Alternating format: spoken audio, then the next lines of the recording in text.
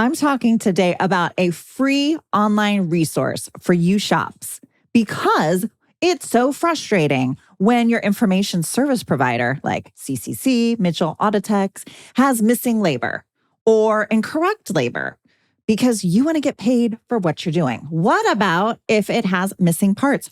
What do you do? What if you are needing some clarification on some P pages? Sometimes it feels like you're so alone. Well, you are not. And the DEG has an incredible free resource to help you with all these things. Today, I'm talking with Danny Gredinberg, and we discuss how this can help you and how you can be using it to make your lives easier, better, and get paid. Yeah. Welcome to Body Bangin', your podcast for all things body. Auto body, that is. And now, introducing Body Bangin's host, Mickey Woods of Mickey Woods Marketing. Mickey is a former auto collision center owner and is now a marketing and business development expert to shops across the globe.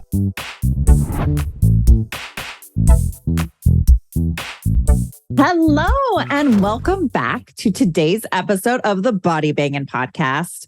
I again want to thank all of the listeners and viewers that watch this on a bi-weekly basis. We drop one every other Tuesday, and the numbers continue to grow. So please continue to listen, share the podcast. Hopefully you continue to get incredible information. Make sure you're subscribing if you're watching on YouTube and that you're following and subscribing on Apple Podcasts and Spotify. That way you get notified when a new podcast drops. So today I am welcoming my friend. I feel like he's a friend of mine, like I've known him forever. And yet we're meeting eye to eye for the first time today with all of you. Danny Gredinberg or Gredinberg? How do I pronounce it? Gredinberg. Yeah. So Danny, you all may know from the DEG, which is the Database Enhancement Gateway, which you probably didn't know. I didn't know. Danny is also working with SCRS, and he does things with collision advice with Mike Anderson. So the videos that you guys do are awesome. Are those like weekly videos you and Mike are doing? Yep, weekly, every Thursday. So, like I said, the quick tips drop every Thursday on YouTube through SCRS, and you'll get an email notification as well. Yeah. So make sure you guys are tuning into those. Those are very valuable. And for those watching on YouTube, you're probably seeing my cat float around like a shark. So Danny started in the collision industry over 20 years ago and started in high school with taking classes, worked up as an apprentice in a shop, and kind of worked your way up. And it's a really cool story. I know we don't have a ton of time today, but to get into all of that. So Danny's seen a lot of different sides of the industry. And the main reason I really wanted to have Danny come on today is, first of all, Danny, you're a mover and a shaker. It seems like everybody knows your name. Oh, really? Man, yeah. Just like you said, Mickey, hey, first off, thank you for having me on your show. Really appreciative of the opportunity.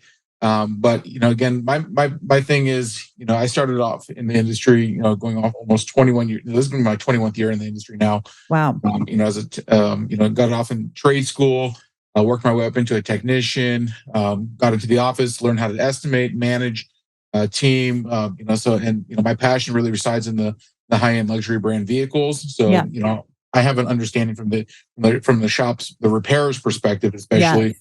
So I was once in those shoes, and my biggest thing now is I love giving back the education that I got at one point and giving it back to the industry and helping the industry succeed as a whole, right?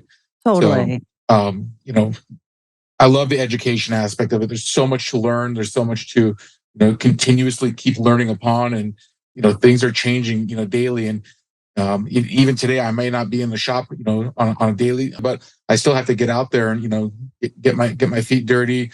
Smell the dust every once in a while out there. Not what you're thinking, the dust, but got to get the body shop smell in my body, and kind of just keep familiar with what's going on out there. And I still go through training, a lot of classes, and still talk to vendors and different equipment people. So really important that we keep the education going Yeah, your finger to is sustain this. definitely on the pulse of the industry in a lot of different ways, and I appreciate that. And we're going to get into DEG in a minute and why I want you guys to know about it, because it's a great resource for all shops out there. And so Danny's going to talk with us about it. And Danny, actually, the first time that I became aware of you was on Facebook, I think like 2 years ago, because you were very ill in the hospital. Right? Am I not allowed to bring that up? We didn't talk about this. Yeah, some scary moments. So, you think the invisible virus that you can never feel or touch it, right? And right, unfortunately, it was my turn to catch it, and I wish it was just the average flu that you just kind of stick it out in bed, but you just kind of got progressively worse, and I really got to test the medical system, and right. it was pretty life changing experience, right? I bet. So definitely opened my eyes, to live life to the fullest. Life is too short. Doesn't matter how young or old you are. I mean, like I said, right. it wants you, and just at this point, I'm back to normal. I'm, maybe not all up there, 100%, but so back to normal. just live life to the fullest, and don't regret anything you do in life, and just spend the time with the family is probably one of the biggest takeaways. Focus on the family and focus on yourself. Is another thing. Don't get drowned in everything else out there. Right. Well, I was really moved when everything happened, because you were just everywhere on my Facebook. Everybody was making posts to pray for you. Were you in a coma or on a ventilator or both? Pretty close to being on a ventilator. So okay. when I went into the hospital, my oxygen level was at 78%. They're saying that's pretty much death right there. Right. And they're doing everything possible to get me out of it. And sure enough, the doctors, my respiratory specialist is the one that saved my life, because the head doctor came in and said, listen, if we can't get you even up to 80%, we're going to have to put you in a coma and pretty much put you on a ventilator. Right. And not knowing what that was going to be like, just okay, sign here and that's it. Wow. That's when the respiratory specialist looked at me and says, you don't have a pretty good success rate after that, So I'm like, okay, you do your job, and but like I said, I trusted the people that were taking care of me to do what's best for me. Normally I'm not a big trusting person like that, but right. I really had no choices. Yeah. Made my phone calls to my parents, to my wife, and just kind of said, this is the situation. I don't know if I'm going to call you after this, or wow, what's to come about it. But again, the medical system, I can't thank them enough, for the technology, for the resources, everything that they put into it for saving my life. But I didn't really want to be famous on that aspect, but yes, here I am. Definitely not.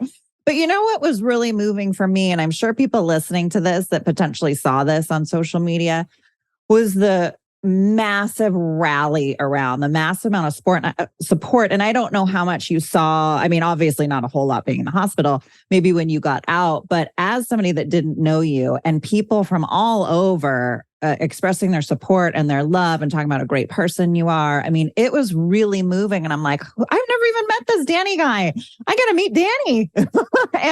And then when you pulled out of it, and everybody was celebrating together, and it was a really neat thing. Obviously not a neat thing for you, but on that outside, wow, what a beautiful thing. And in a potential tragedy, for everybody to really come together and back you and support you. And it was really cool. And then to think about what you must have gone through, and thinking it wasn't his time. There's more for him to do here.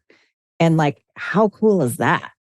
Yeah, I mean, the outreach and the support was just unreal. I mean, even to this day, my wife and I, we still talk about it. Every once in a while, it's like, oh my gosh, the industry was just so supportive of that. Yeah. Just I guess they all wanted me back, right? I mean, yeah. But no, I mean, it was just amazing. I mean, like that's one thing that I'm so appreciative of this industry, the collision repair industry, the body shop industry. We all stick together. We laugh together, we cry together, and and we celebrate together, and that's and really unbelievable experience. Just to kind of feel it from that perspective. Totally. And my wife always says, it's like you're so dedicated to your work, you're so passionate about what you do, and and she knew that, I got a lot of people behind me and supporting me. But Right. I think that was like kind of a real eye opener, just kind of like how supportive of this industry is, and how big the family really is. Right. Yes. So Yeah. it's definitely, you know, that's why it's like my turn to, I love giving back in the sense of, Yes. helping, people, better their business, better their, estimating.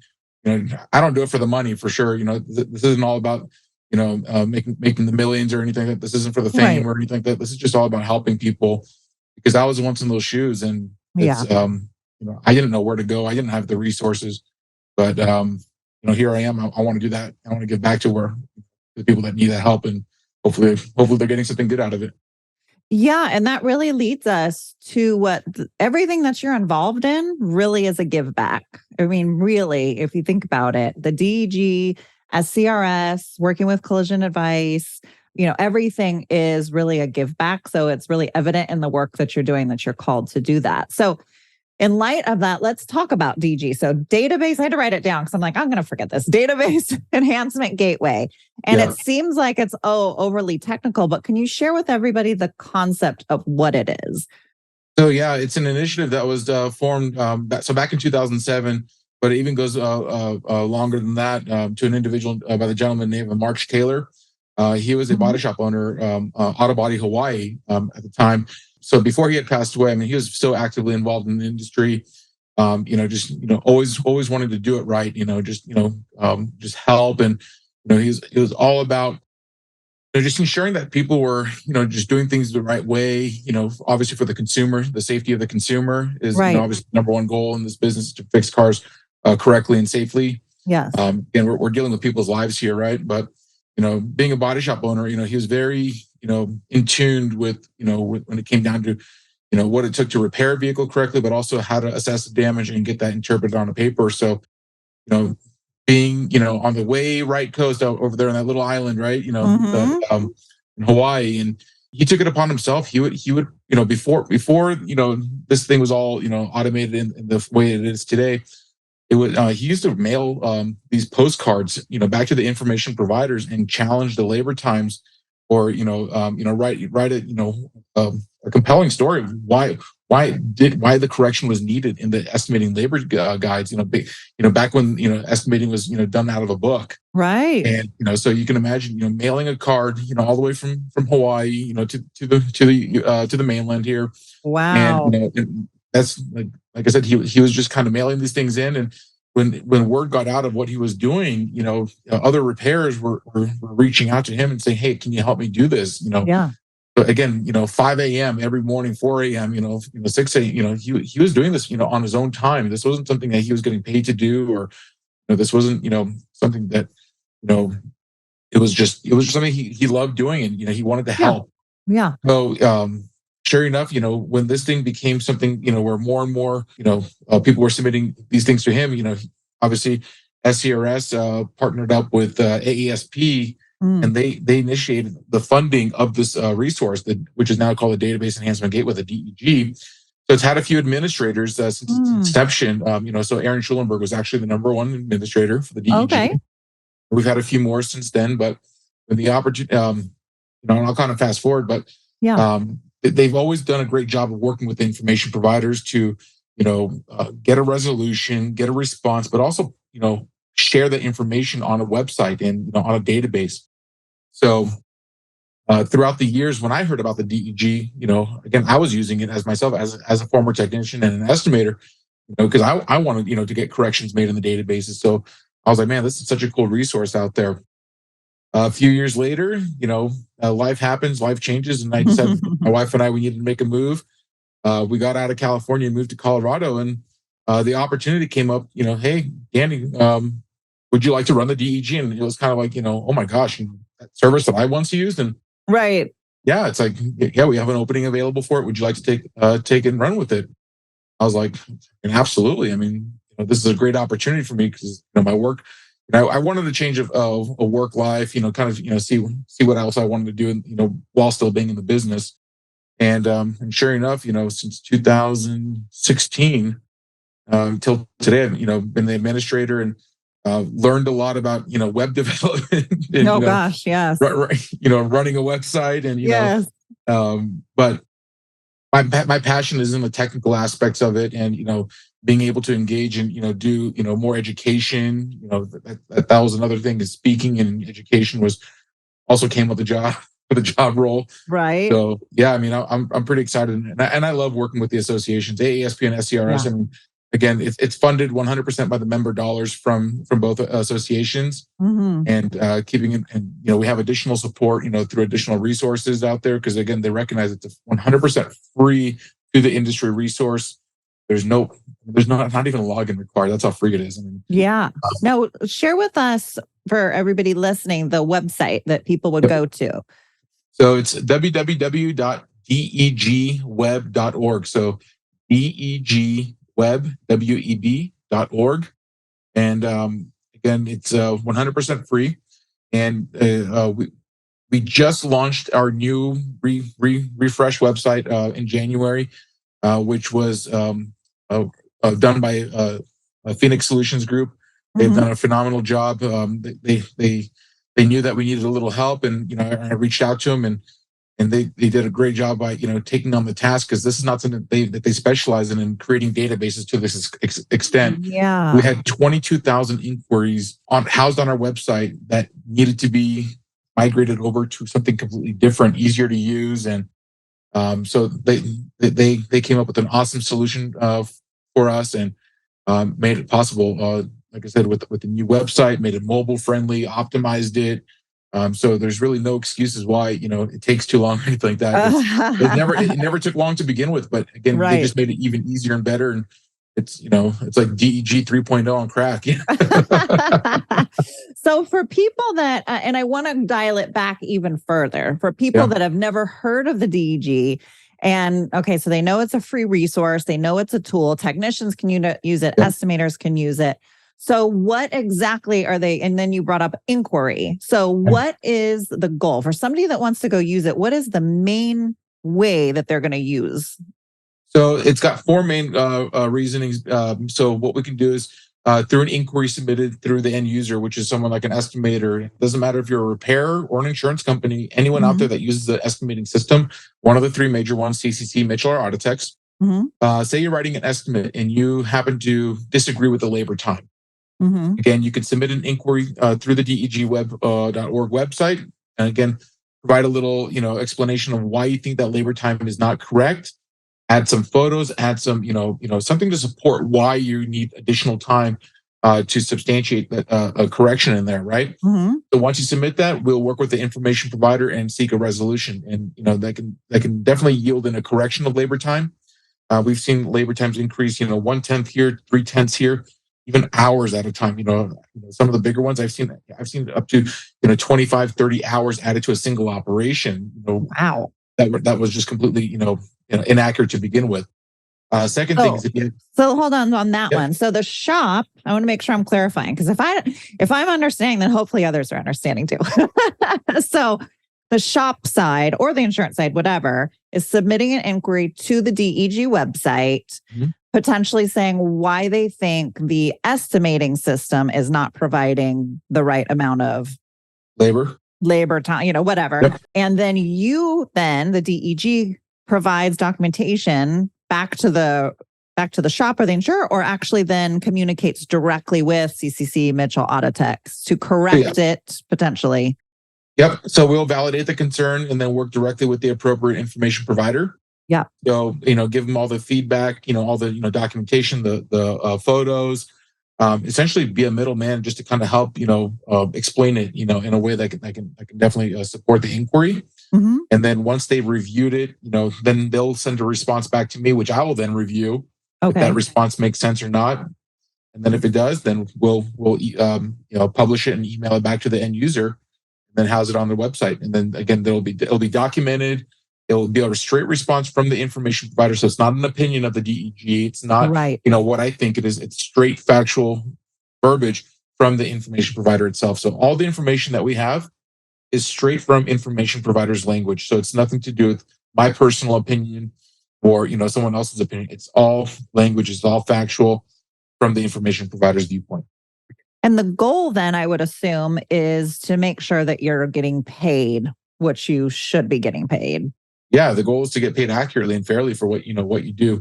Right. And I always say this, as repairers or anyone, we don't want to get paid anything more, nothing less, just for what the work that we do. Right. And that's important, to a customer, is that we're fair, we're honest, and we accurately, assess the damage on the vehicle and we fix their car correctly following the manufacturer's repair recommendations.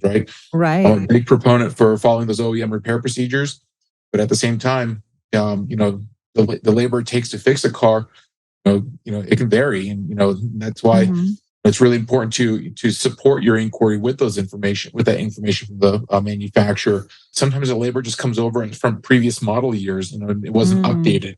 Sometimes it was just an error, during inputting the data, right? So there's so many things that can happen why the information may not be accurate, but that's what we're here to help and support that with.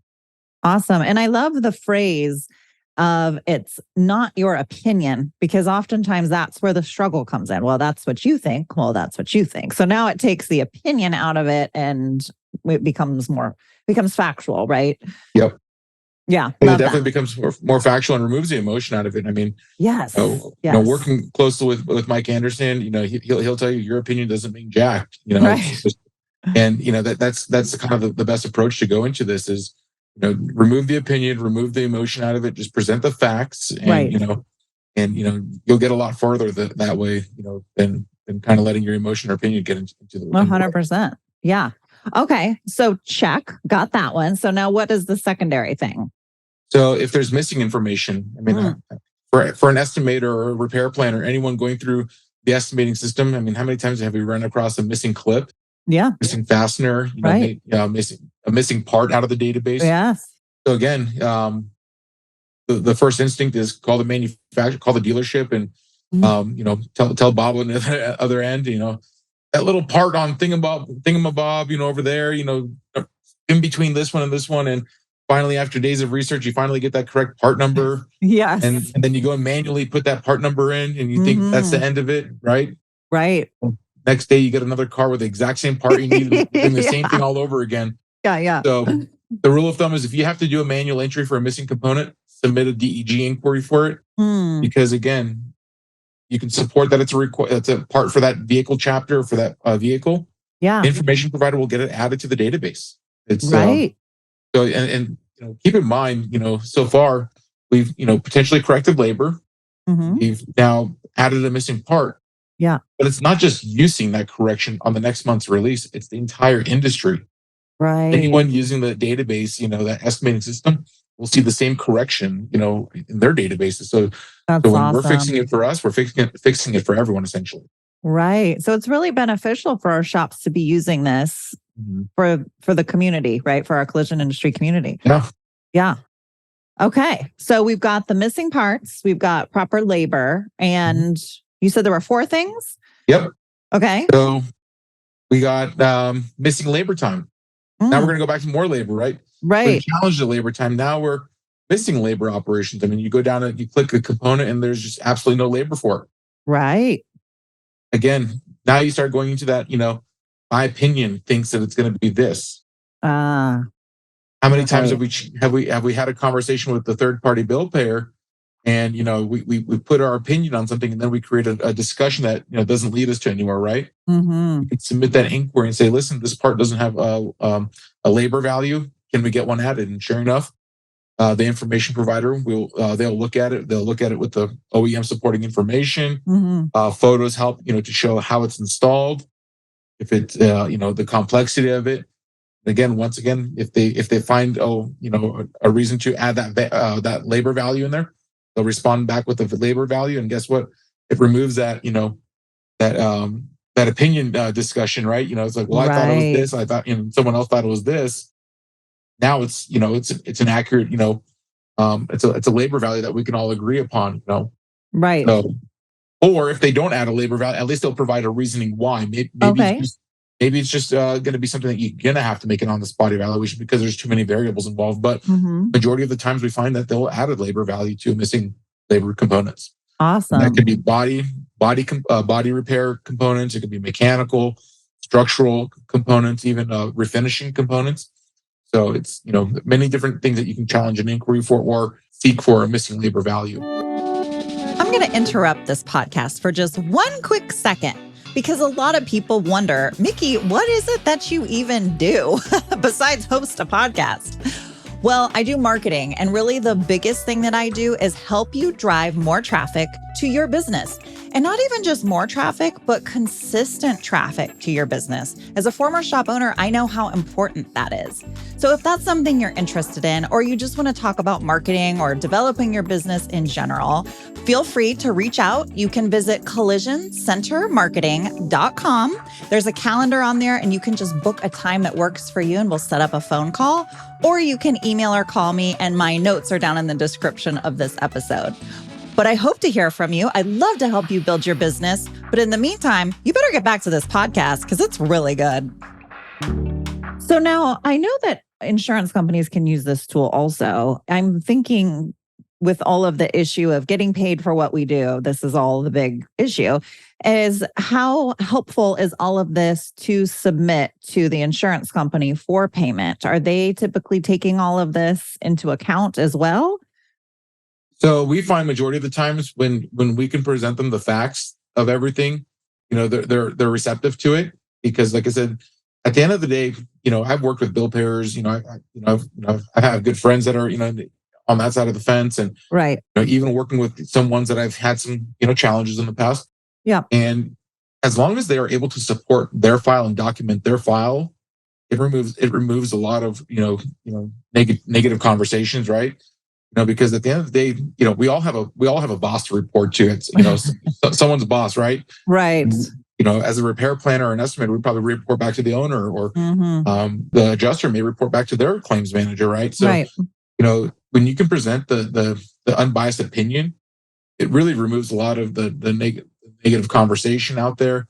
And like I said, I've had emails from insurance adjusters out there that are saying, "Oh my God, this is the greatest thing. I had a shop out there show me this service, and I've never got an answer so much faster than I have until now." Wow. I mean, they have their own communication channels, right? I mean, through their contracts and everything like that. Right.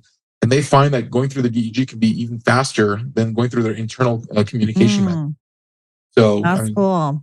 Now, is everyone gonna agree with it 100% of the time? No, we can't change that opinion all the time, but right.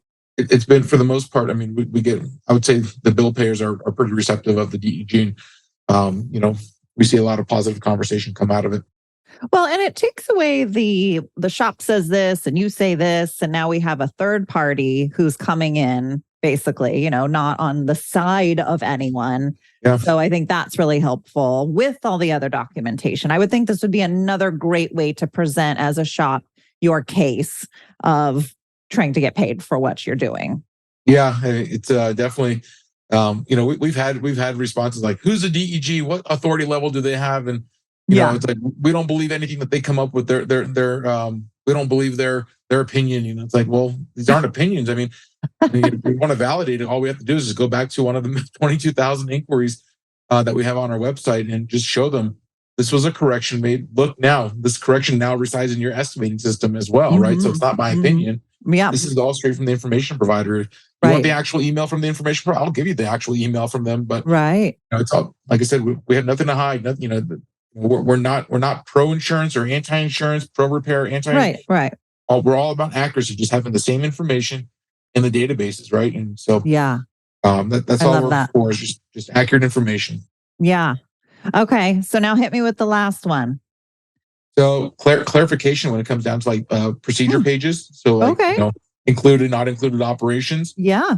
Sometimes the language could be a little vague. Sometimes it's a little, maybe may be a little outdated. So again, anyone could submit a question asking about a P page concern, or maybe it's just not listed in there.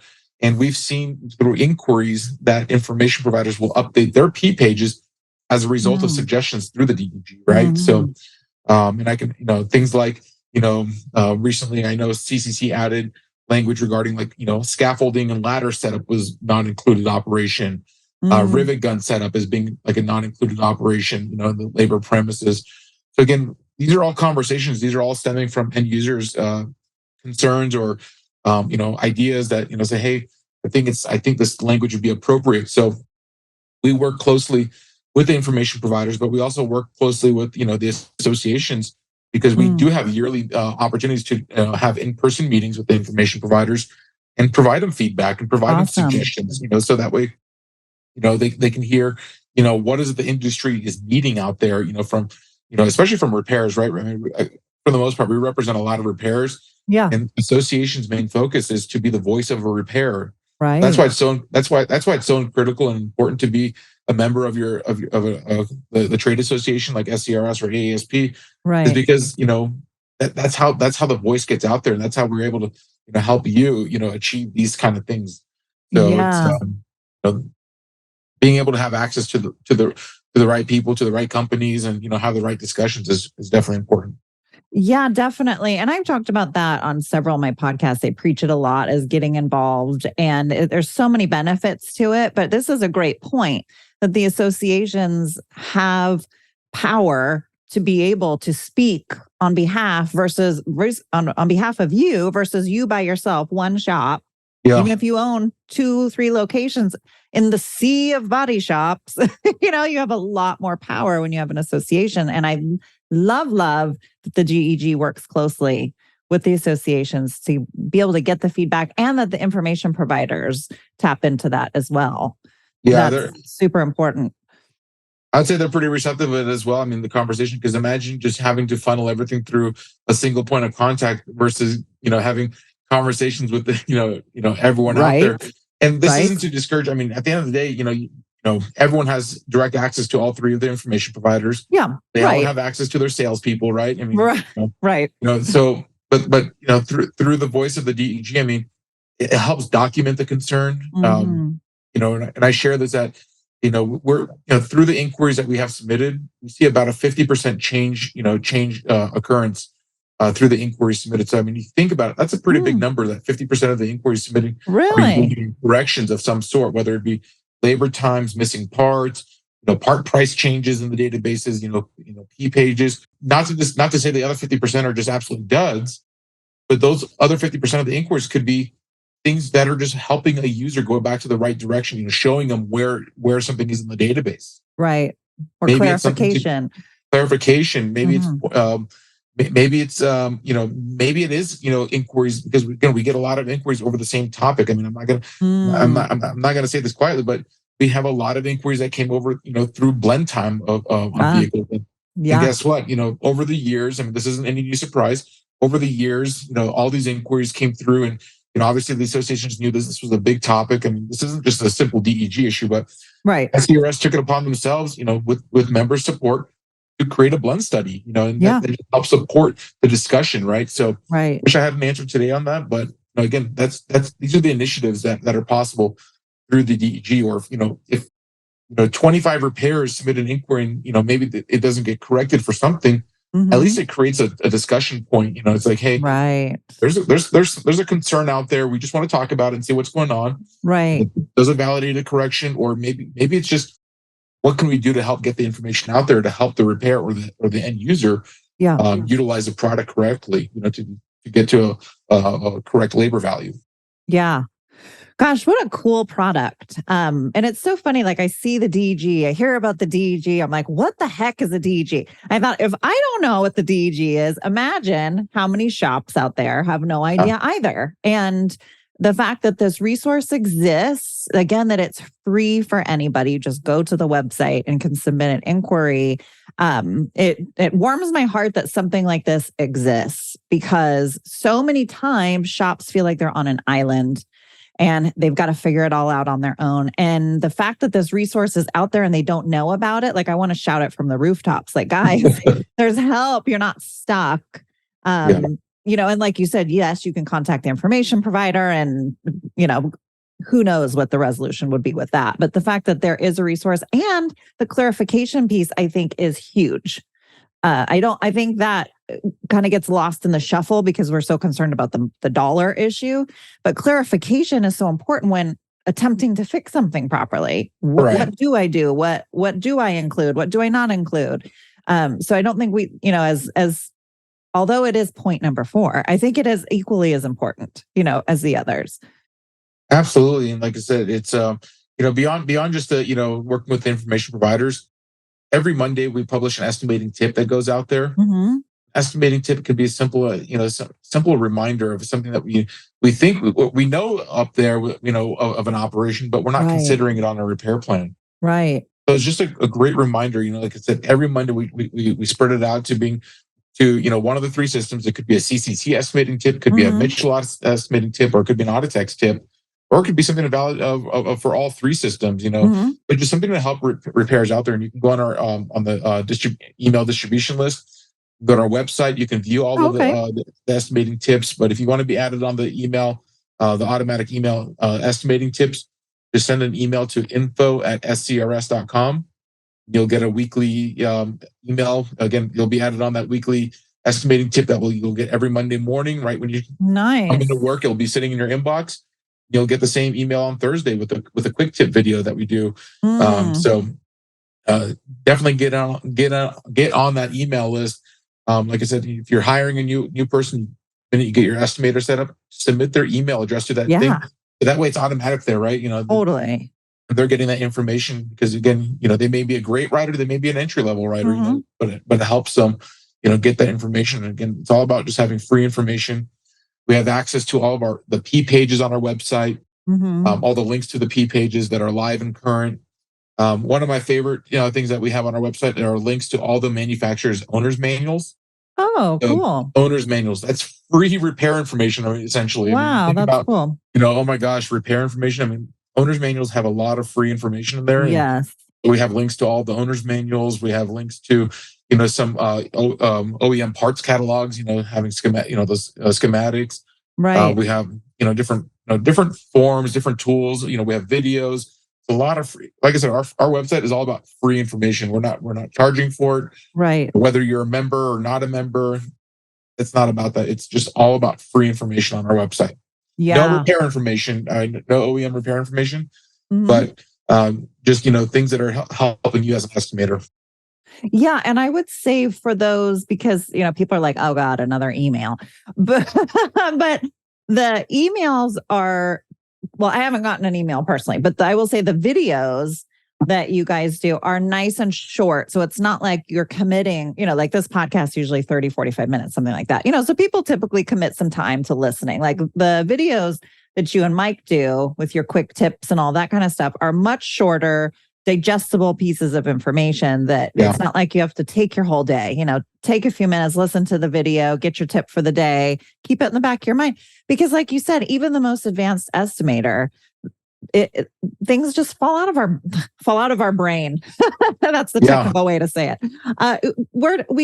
Sometimes we lose sight of things, and it's nice to have the reminder. Mm-hmm. And it's funny because doing tips like that for you guys, I'm sure for people listening, they listen to it and they're like, "Oh yeah, that's really good."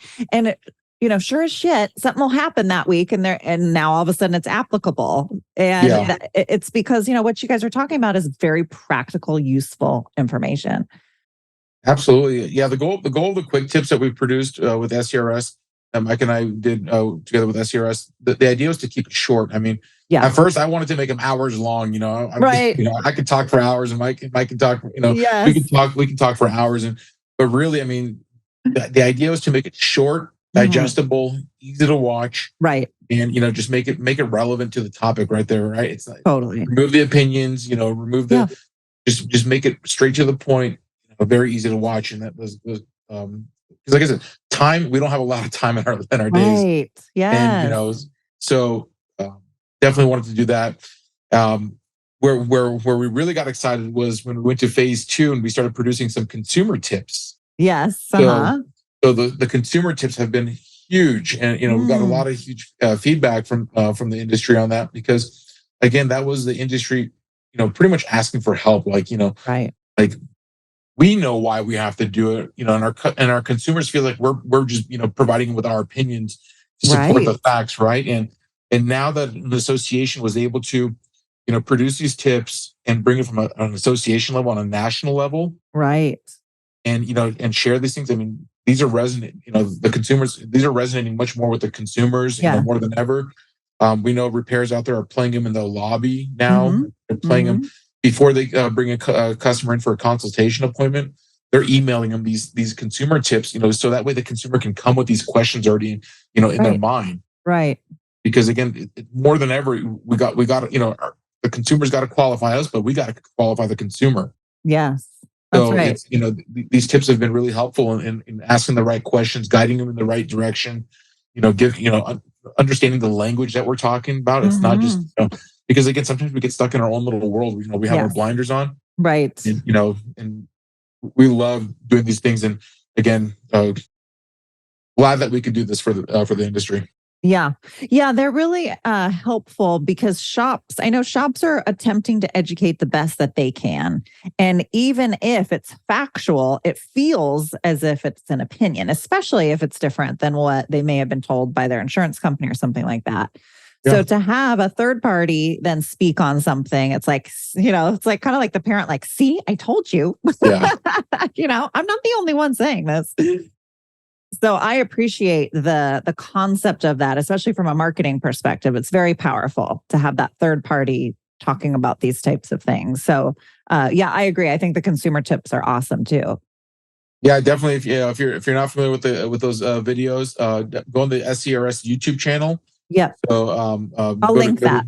Yeah, link that in the description, please. Yep. But those, like I said, those are free to watch. I mean, you can share with them. You can put them on the shop's Facebook pages. Right. Email the links to your consumers. There's even the quick tips, like the estimating tips. Those video tips. I mean, we have bill payers reaching out to us, and boom, it makes our lives easier, right? Like, oh, we got a video on that. Here, watch this video, and right. And it explains the entire process, right? Because again, there's one thing to digest a tip through a verb, reading something, but now there's a video that the look, touch, feel, being able to point to something and the oohs and the ahs. But yeah, I mean, like I said, it's been really, really great, and we look forward to keep making them for the industry. Like I said, for the associations, like I said, being able to help them and help the members. More importantly, it's all about them. Right? The people that are on the front lines. Dealing with these these conversations, the repairs, the complexity of things. That's what we're all about. We want to help the repair, just get a better understanding, help them better their business. Any way possible. Yeah. Yeah, I love all of it. All of it. So I'm going to put tips, all of the links that Danny's been talking about will be in the description notes of the show. So you guys can easily then link over to SCRS's website, to the gedweb.org. So you can submit an inquiry and try it out.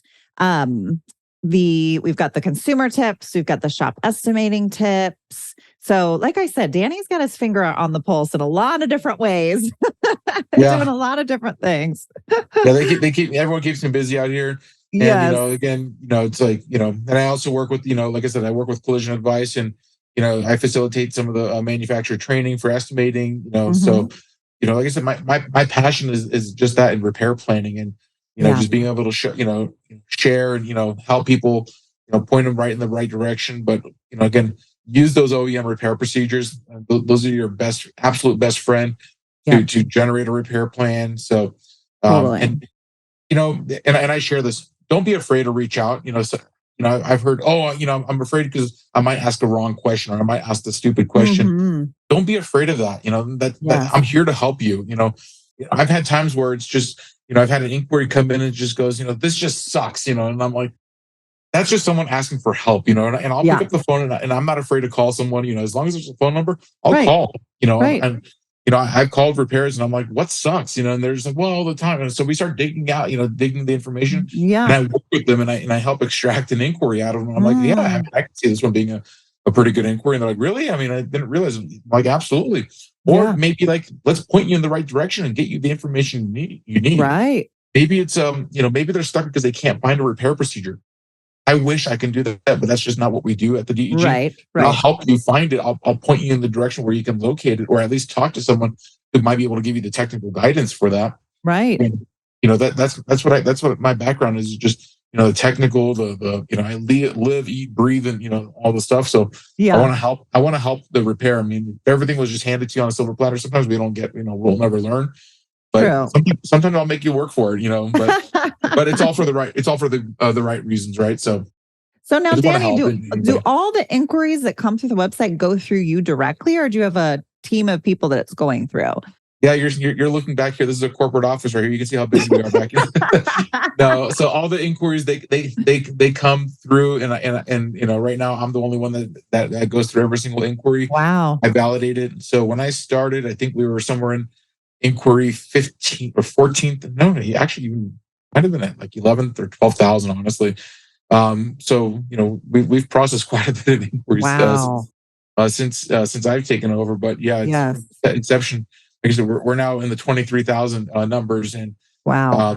you can search prior inquiries, and even myself, I'll go through and just see if it's something that's been asked in the past. Right. If not, because, or maybe we just want to keep asking the same question until just so we have a more updated answer every single time. So yeah, everything Right. gets filtered through me essentially. And Well, don't and be like afraid you of submitting an inquiry. And like you said, even if somebody else did submit an inquiry, if you see a lot of people are having the same inquiry, now we know it's a bigger issue. Exactly. So it could be beneficial to submit it anyway. Yeah, Or like you don't go said, into it. something might have changed since the last one as well.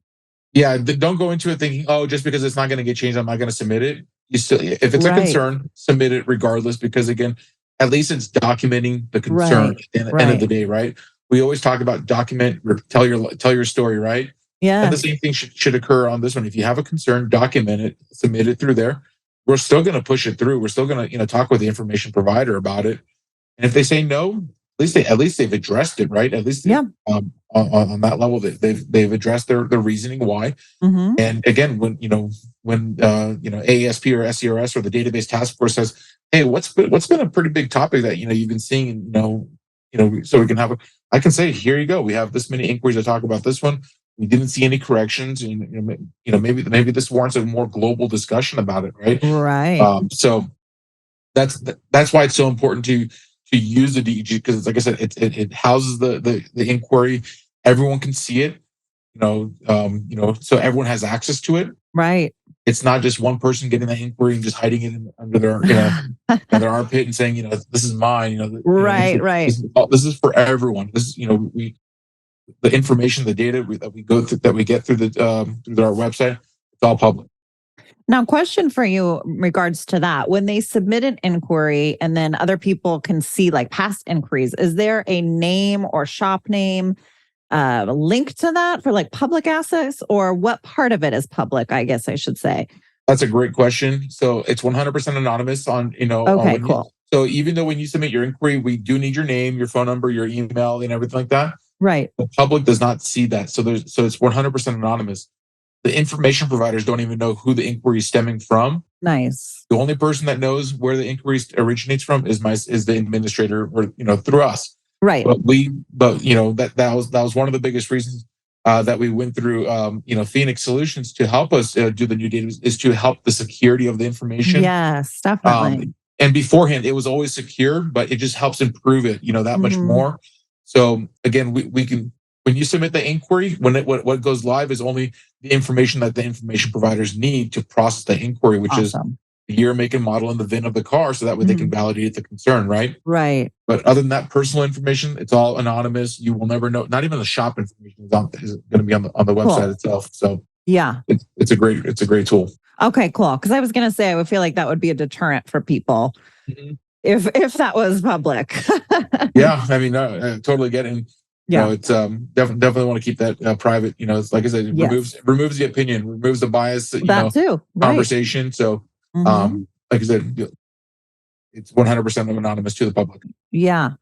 Awesome. Well, I feel like we covered a ton, and I'm so excited for shops to find out about this tool. Like, seriously, I'm really excited to get this episode out there, because I know so many shops can use it and will benefit from it. So you're welcome. I'm making your job harder. You're going to be busier. I say, bring it on. Like The Rock says, just bring it, Yeah. I'm all about it. And, and I'm going to say it's so underutilized. And I don't say that, I'm not busy enough. Right. I want the industry to flood me with emails. I want those questions. I want them to come in and know that there's a resource out there. Yes. And again, don't be afraid to share it with your your colleagues, your coworkers. Yes. If you're going to your local association meeting, tell them about this video, tell them about what you learned, right? Tell your story, and share with them that there's resources out there available to them. And I know no one wants to spend anything more than they have to these days, right? Repairs are kind of that thing, but just know it's free. And that's the coolest thing about it is like these videos, like these podcasts, they're free to watch. Right. Out there, we just want to help you. That's the whole goal of everything, is to help you, better your business, better your day. Yeah. And just know that we're here for you. Totally. 100%. We can end on that, honestly, because that is 100% how I feel and why I wake up every day too, my friend. Yeah. So that's really cool. Okay. So all the links are below. So I expect you listening right there, to be submitting. Yes, right there, I expect you to be submitting inquiries so that we are going to increase Danny's workload by 100%. He's going to have to hire an assistant because shops are utilizing this free, amazing tool out there. So, Danny, thank you so much for coming on. If you're not watching on YouTube, Danny is sitting in the Simpsons living room. Somewhere in Springfield. Yeah, somewhere in Springfield. That's right. And thank you for listening to this episode. And we will see you next time on the Body Banging Podcast. Bye. If you enjoyed today's show, make sure you hit the subscribe button. We have some incredible topics and guests coming your way you will not want to miss. If you are watching on YouTube and don't want to miss the latest and greatest, you'll want to hit the bell after subscribing, so you will get a pop-up each time a video podcast goes live.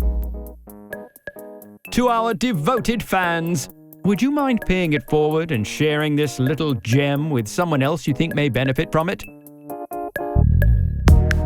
Much love from all of us here at Body Bangin', all things auto body.